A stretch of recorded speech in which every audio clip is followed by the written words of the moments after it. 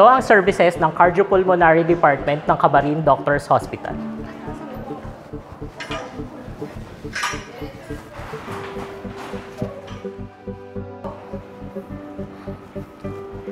Ito ang aming treadmill stress test. Dito ginagawa para malaman ang lagay ng puso ng pasyente during exercise or physical activity.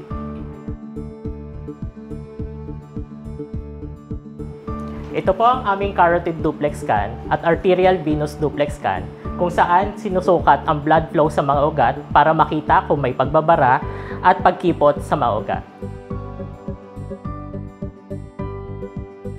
Ito po ang aming ECG or electrocardiogram kung saan sinusukat ang electrical activity ng heart.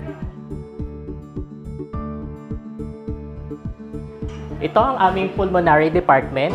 Dito ginagawa ang pulmonary function test, peak expiratory flow rate, incentive spirometry, at saka meron din kaming invasive at saka non-invasive ventilation.